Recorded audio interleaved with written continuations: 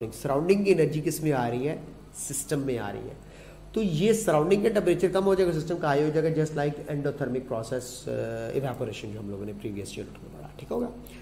एक्सो में क्या होता है, बच्चे में एक्सो में उल्टा कर देते हैं कि सराउंडिंग का टेम्परेचर जो है वो कम हो जाएगा, सराउंडिंग का टेम्परेचर बढ़ जाएगा, सिस्टम का कम हो जाएगा। इसके ऊपर जरा तवज्जो से देखिएगा, हम जरा एक्सो का ग्राफ देखते हैं।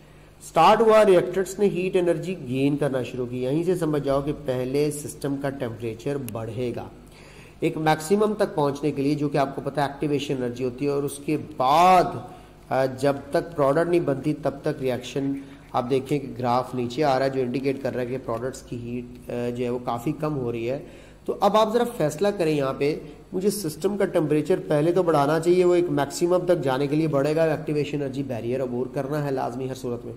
और उसके बाद फिर हम फैसला करेंगे प्रोडक्ट की एनर्जी को देखेंगे। प्रोडक्ट अगर तो रिएक्टेंट से कम हो जाएगी तो इसलिए इस वक्त हम लोग कहेंगे कि सिस्टम का टेम्परेचर कम हो जाएगा एज कम्पेयर टू इनिशियली, क्योंकि आपको पता है इनिशियली हीट जो है वो गेन हुई और उसके बाद क्या होना शुरू हो गई है, लॉस्ट, क्योंकि एक्सोथर्मिक रिएक्शन चल रहा है। तो फिर ये बात तय कर लें, temperature of system first increases. ये सिर्फ और सिर्फ एक्सो के केस में एप्लीकेबल है। एंडो में आप ये नहीं कहेंगे first increase and then decrease. मैंने कहा डिक्रीज उस सूरत में होगा जब तुम्हारी प्रोडक्ट रिएक्टेंट से नीचे चली जाए। तो प्रोडक्ट की एनर्जी अभी भी रिएक्टेंट से हाई है, तो यहाँ पे सिर्फ बढ़ने वाला ही काम होगा, घटने वाला काम नहीं होगा। यहाँ पे पहले इंक्रीज हो रहा है, ये देखो एक मैक्सिमम बैरियर तक गया और उसके बाद डिक्रीज हो गया, क्योंकि उसके बाद प्रोडक्ट की एनर्जी कम हो गया एज कम्पेयर टू रिएक्टेंट्स।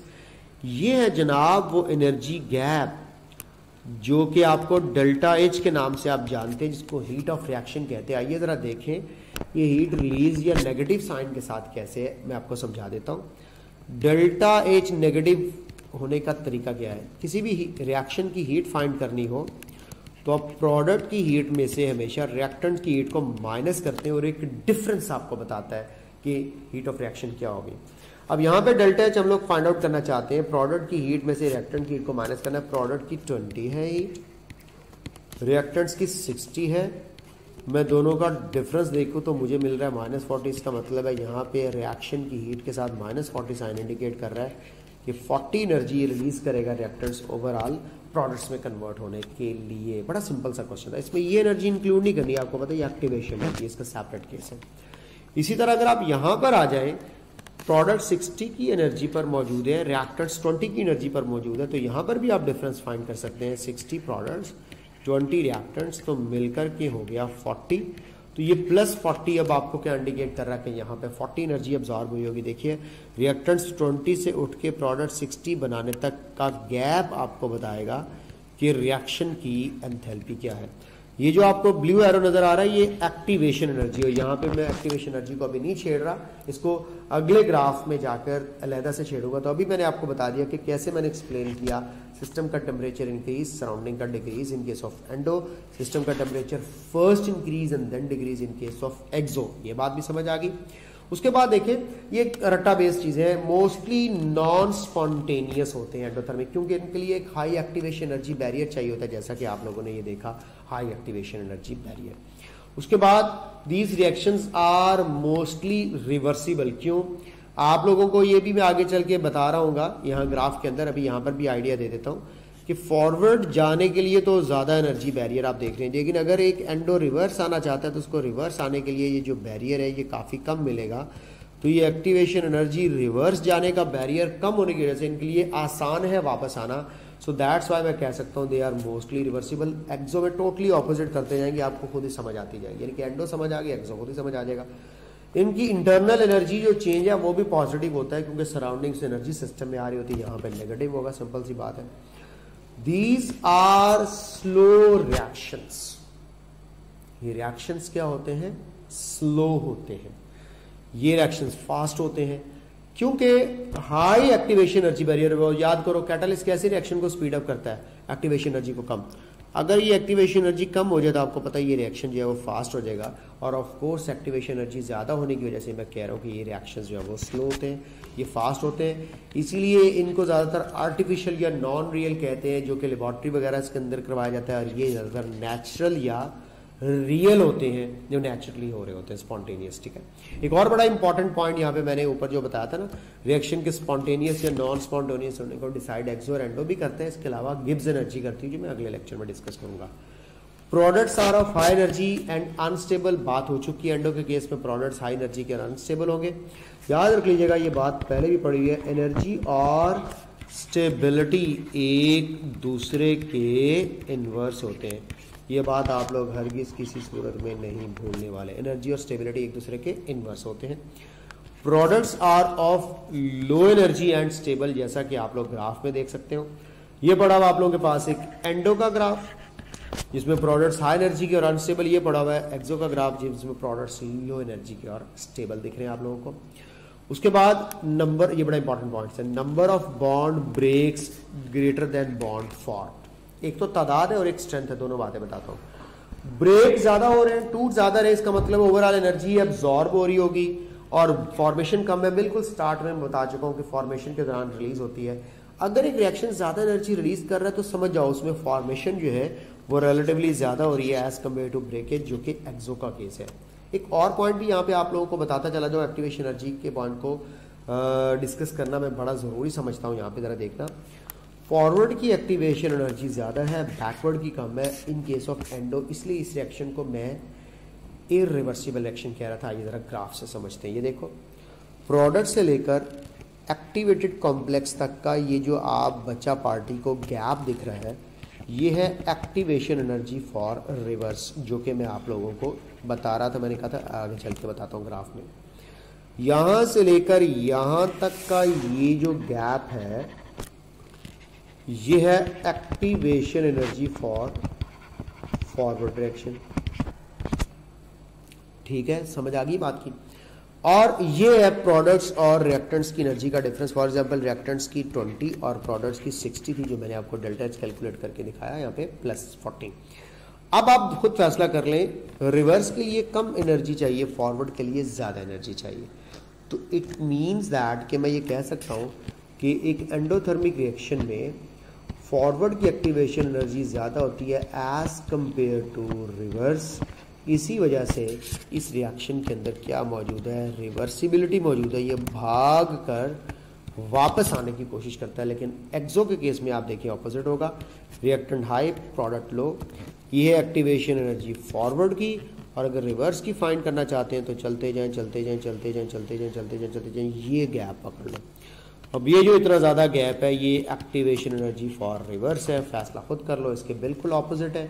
इसका मतलब क्या हुआ कि इस डायरेक्शन के लिए फॉरवर्ड जाना रिलेटिवली फिजिबल है as compare to reverse. Reverse आना मुश्किल है, फॉरवर्ड जाना इनके लिए जो है वो रिलेटिवली आसान होता है। ठीक है, तो ये एक्सो और एंडोथर्मिक रिएक्शन के अंदर एक बड़ा मजे का और कंपैरिजन का पॉइंट मैंने आप लोगों को बता दिया एक्टिवेशन एनर्जी का। समझ आइए बात की।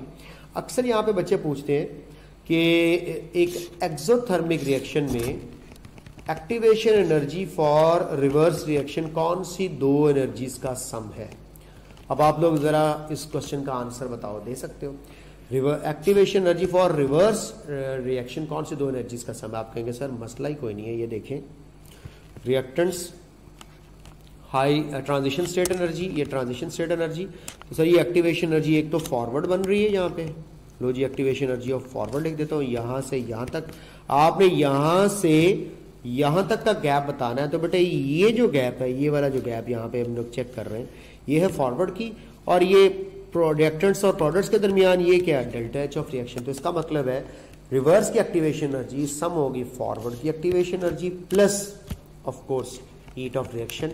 तो कितने आसान तरीके से आप ये बात समझ सकते हैं, क्लियर कर सकते हैं, अंडरस्टैंड कर सकते हैं। आपके सामने मैंने क्लियर कर दिया। डेफिनेटली अगर एक वैल्यू दो वैल्यूज का सम है तो वो सिंगल वैल्यू के कंपैरिजन में बात हो रही है कि रिवर्स की एक्टिवेशन एनर्जी इन दोनों का सम है, तो ऑटोमेटिकली रिवर्स की जो है वो एक लार्ज मैग्नीट्यूड की होगी, ज्यादा क्वांटिटी की होगी। अभी आप वैल्यूज लिखकर भी इसको एवेल्युएट कर सकते हो। ये पॉइंट क्लियर हो गया। इसके साथ एक और पॉइंट आपका क्लियर करता हूँ, वो भी बड़ा मजे का पॉइंट है। ये भी याद रखिएगा, एंडो में हीट एब्जॉर्ब होनी है तो हम लोग ये बात कहेंगे कि जो बॉन्ड ब्रेक हो रहे हैं उनकी स्ट्रेंथ ज्यादा है। स्ट्रेंथ जितनी ज्यादा होती है उतनी एनर्जी बढ़ जाती है। Strength of breaking bonds, breaking bonds की स्ट्रेंथ ज्यादा होगी as compare to forming bond, formed bonds. Strength. Opposite कर लोगे एक्सो के केस में? सर कर लेंगे, चलें, बड़ी अच्छी बात है। स्ट्रेंथ ज्यादा होने का मतलब है जितनी बॉन्ड की स्ट्रेंथ ज्यादा होगी उतनी एनर्जी ज्यादा रिलीज और एब्जॉर्ब हो सकती है बनाने और तोड़ने के लिए। ये बात माइंड में रख लीजिएगा। तो एक एमसीक्यू आया, strength of the breaking bond if greater than forming bond, तो कौन से टाइप का रिएक्शन होगा? तो आप समझ जाइएगा, अगर टूटने वालों की स्ट्रेंथ ज्यादा तो ज्यादा एनर्जी एब्जॉर्ब हो रही होगी। जब एनर्जी एब्जॉर्ब हो रही होगी तो ऑफकोर्स उसको कौन सी कैटेगरी में शामिल करोगे? एंडोथर्मिक में। और एक्सो में इसका क्या कर दोगे तुम? ऑपोजिट कर दोगे। Clear? 100% clear. Okay, now what should be the next one? अब ये ग्राफ तो आपको मैंने एक्सप्लेन कर दिया है। अब मैं कुछ क्वेश्चन पूछने से पहले आप लोगों के साथ में एक दो पॉइंट्स रख दूं। अब वो एक दो पॉइंट्स क्या है आइए आपको बता दूं। हो सकता है पेपर में क्या कहे कि आपको यहां पे एक इस तरह का साइन बनाकर एनर्जी E1 लिख के दे दे। उसके बाद आप लोगों को यहां पे ये साइन बनाकर के एनर्जी E2 लिख कर दे दे। फिर आपको यहां पे साइन ये बनाकर के एनर्जी E3 लिख कर दे दे। अब मैं ये E नहीं इरेज करता, यहाँ पे E3 लिख देता हूँ। अब आप मुझे बताएं E1 क्या थी जो मैंने यहाँ से इरेज की? ये थी एक्टिवेशन एनर्जी ऑफ फॉरवर्ड, आपको ये भी पता होना चाहिए। E2 क्या है? आपने जज करना है प्रोडक्ट्स और रिएक्टेंट्स की एनर्जी का जो डिफरेंस है वो E2 यहाँ पे शो किया जा रहा है। ऑफकोर्स ये E2 यहाँ पे हीट ऑफ रिएक्शन है। फिर आपने प्रोडक्ट्स और ट्रांजिशन स्टेट एनर्जी का गैप देखना है, तो वो E3 यहाँ पे activation energy of reverse reaction है। तो इसका मतलब क्या हुआ? इसका मतलब ये हुआ कि आपके पास पेपर में इस टाइप का भी क्वेश्चन पूछ सकता है कि E1, E2, E3 ग्राफ पर इंडिकेट करे और आपसे पूछे कि बताओ ये कौन कौन सा टाइप की एंथैल्पीज है। तो कितनी आसान होगी ये बात। अब आप लोगों को ये भी ज़हन में रख लेना चाहिए कि आप लोगों को बाज़ दफ़ा डेल्टा एच साइन देकर के पूछ सकता है कि एनर्जेटिकली मोर स्टेबल और लीस्ट स्टेबल प्रोडक्ट क्या होगी। तो ये भी आपको यहीं पे कॉन्सेप्ट दे देता हूं। क्वेश्चन आ सकता है कि product most stable and least stable. ये किसकी बेस पर बात कर रहा होगा? ये प्रोडक्ट की हीट की बेस पर बात कर रहा होगा। मैं यहां पे आपको 4 ऑप्शंस दे देता हूं हीट की बेस पर। मैं कहता हूं यार एक -100 है, एक +100 है, एक -50 है, एक +50 है। मुझे बताओ ये प्रोडक्ट्स की एनर्जीज अगर आपको दे दी जाए तो इनमें से आपको मोस्ट स्टेबल और लीस्ट स्टेबल पता चलाना हो तो कैसे पता चलाएंगे? एनर्जी का स्टेबिलिटी से इनवर्स रिलेशनशिप है, ये तो आप सब लोगों को पता है। अब जिसकी एनर्जी जितनी कम होगी प्रोडक्ट की, इसका मतलब है वो उतनी लो एनर्जी की होगी, उतनी एनर्जी रिलीज करके बनी होगी, उतनी ज्यादा स्टेबल होगी। एनर्जी लो स्टेबिलिटी ज्यादा, एनर्जी लो स्टेबिलिटी ज्यादा। सो सिंपल, ठीक है। आपको भी पता है जब आप लो एनर्जी पे होते हैं तो बड़े स्टेबल होते हैं। जैसे ही आपको हाई एनर्जी मिलती है आप अनस्टेबल हो जाते हैं। आप कुछ ऐसा करना चाह रहे होते हैं जो आपने कभी ना किया हो, लाइक यूएचएस में top, you know what I mean. तो ये एक्चुअली हाई एनर्जी आपको अनस्टेबिलिटी की तरफ लेकर के जाती है। अब आप कहेंगे सर हमने करना कैसे इसको? देखो माइनस साइन प्लस साइन आपको हेल्प करेंगे रिलीज या एब्जॉर्ब बताने के लिए। तुम लोगों ने मैग्नीट्यूड को देखकर चेक करना होगा। अब देखो ये 100 जो है ये यहाँ पे नेगेटिव साइन क्या इंडिकेट कर रहा है? 100 रिलीज हुई। क्या कहीं पे और इतनी ज्यादा रिलीज होने वाली मैग्नीट्यूड नजर आ रही है? No sir. तो इसका मतलब है ये मोस्ट स्टेबल हो जाएगी क्योंकि ये सबसे लो एनर्जी की होगी। नेगेटिव साइन इंडिकेट कर रहा है रिलीज करके लो एनर्जी पर पड़ी हुई है। इसी तरह लीस्ट स्टेबल के लिए देखिए जो सबसे हाई एनर्जी की होगी 100, 50, 50। ये प्लस साइन का इंडिकेशन है एब्जॉर्ब होना और सबसे ज्यादा मैग्नीट्यूड जो एब्जॉर्ब हो रही है वो यही 100 है। तो इसका मतलब है मोस्ट स्टेबल अगर -100 है तो लीस्ट स्टेबल +100 होगी। वही बात प्लस और माइनस साइन रिलीज और एब्जॉर्ब को शो कर रहा है। ये बात भी आपको बताने के बाद चंद एक क्वेश्चन आप लोगों के साथ अब मैं शेयर करता हूं कि आपको कितनी समझ आई एक्सो और एंडो की। विच of the following is an endothermic change, जो कि टिपिकल यूएचएस का क्वेश्चन है कि इवेपोरेशन आप कहते हैं सर ये तो एंडो है। मेल्टिंग ऑफ आइस, जी बिल्कुल, मेल्टिंग ऑफ आइस के ऊपर अगर हम बात करते हैं तो आपको पता होना चाहिए कि आइस को मेल्ट करके ऑफ कोर्स वाटर में कन्वर्ट किया जाएगा। तो यहाँ पे हीट देनी पड़ेगी, जहाँ पे हीट एब्जॉर्ब होगी वो भी ऑफ कोर्स एंडोथर्मिक है। इलेक्ट्रोलिसिस में हम लोग इलेक्ट्रोकेमिस्ट्री में जाके पढ़ेंगे कि हम एक्सटर्नल सर्किट में जो है वो बैटरी यूज़ करते हैं, और उस बैटरी के यूटिलाइज होने की वजह से हम कहेंगे कि हम सराउंडिंग की एनर्जी बैटरी से लेकर अंदर सिस्टम को दे रहे हैं, तो ये भी एंडो होगा। तो इसका मतलब है इसका आंसर बनेगा डेल्टा ऑल ऑफ दीज। बहुत आसान और सिंपल क्वेश्चन था। इसी को ध्यान में रखते हुए एक और क्वेश्चन देखते हैं, which of the following is an endothermic change except. ये एक्सेप्ट आके रोड़ा डाल देता है। ऑप्शंस आपके सामने आ चुकी हैं, आप लोगों को पहली ऑप्शन मिल रही है कंडेंसेशन, इवेपोरेशन का ऑपोजिट, यानी कि हम लोग लिक्विड को गैस में जब कन्वर्ट करते हैं तो ये होती है इवेपोरेशन। गैस को वापस लिक्विड में कन्वर्ट करेंगे तो ये होगी कंडेंसेशन। अगर ये पॉजिटिव यानी कि एंडो है तो वापस आते हुए हाई एनर्जी से लो एनर्जी स्टेट में आ रहा है एक सब्सटेंस, तो ये हमारे पास नेगेटिव यानी कि एक्सो हो जाएगा। तो बेटा आप लोगों के सामने कंडेंसेशन एक्सो के अंदर इंक्लूड की जाएगी। अब बताना क्या था, which of the following is an endothermic except. इसका मतलब है एक्सो बताना है आपने, एंडो नहीं बताना, एक्सेप्ट ने आके रोड़ा डाला। फ्यूजन मेल्टिंग को बोलते हैं, मेल्टिंग। बच्चे इस फ्यूजन को समझ लेते हैं, वो हाइड्रोजन बम वाला फ्यूजन, ये केमिस्ट्री का फ्यूजन, इसका मतलब होता है मेल्टिंग, ठीक है। फ्यूजन मेल्टिंग को बोलते हैं। तो आप सब लोग जानते हैं मेल्टिंग करने के लिए हीट रिक्वायर होगी, तो मेल्टिंग एंडोथर्मिक है। इसके बाद रेस्पिरेशन, सांस लेते हो अच्छी खासी हीट प्रोड्यूस होती है जो आपकी बॉडी, आपको पता है respiration is the breaking of glucose, तो ग्लूकोज की ब्रेकिंग की बेस पर बात होती है। यहीं पे बच्चे के ज़हन में क्वेश्चन आता है, सर जी, मैं कहता हूँ जी एटीपी का टूटना तो एनर्जी प्रोड्यूस करता है, तो अभी आप कह रहे हैं बॉन्ड ब्रेकेज जो है वो एंडो है, तो एटीपी तो तब टूटती है तो एनर्जी रिलीज करती है। मैं आपको फिर क्लियर कर दूं, मैंने प्रीवियस वीडियो में बताया था कि एटीपी का टूटना एक सिंगल बॉन्ड का टूटना नहीं है, केमिकल रिएक्शन है। केमिकल रिएक्शन में अगर एनर्जी रिलीज हो रही है तो ये समझना चाहिए कि बन ज्यादा रहे हैं बॉन्ड, टूट कम रहे हैं, it is a sequence of bond breakage and bond formation. Anyhow respiration में एनर्जी रिलीज होती है तो रेस्पिरेशन भी एक्सो होगा। सांस लेते हो किसी के मुंह पर लो तो वो कहता है मुंह पर आकर गर्मी आ रही है, बहुत ज्यादा बदबू भी है, ऑफ कोर्स आपको पता आती है, आपने सदियों में एक बार जो है वो डेंटोनिक बनना होता है। तो ये आप लोगों के पास ए और सी दोनों एक्सो है, तो एक्सेप्ट का मतलब है एंडो के साथ कि हमें एक्सो ही ढूंढना है, तो ऑफ कोर्स आंसर हम लोग क्या सिलेक्ट करेंगे, delta. Next question, which of the following is an exothermic change. क्या मतलब exothermic change, energy release. Options आपके सामने, सब्लिमेशन सॉलिड का गैस में जाना सब्लिमेशन है, पॉजिटिव एंडोथर्मिक। फ्यूजन अभी मैंने बताया एंडो है, और जलने का अमल जो तुम लोगों का मौजूद है, जो तुम जलते रहते हो जलते रहते हो जलते रहते हो, कंबस्शन एक एक्सोथर्मिक होता है, हीट प्रोड्यूस करने वाला, तो इसमें एक ही एक्सो है और वो आंसर क्या है चार्ली, बाकी सब्लिमेशन और फ्यूजन दोनों एंडो है। तो ये थी कुछ स्टोरी आप लोगों के साथ जो मैं शेयर कर रहा था, एक डिफरेंस एक्सो और एंडोथर्मिक रिएक्शन के हवाले से जो मैंने क्लियर कर दिया।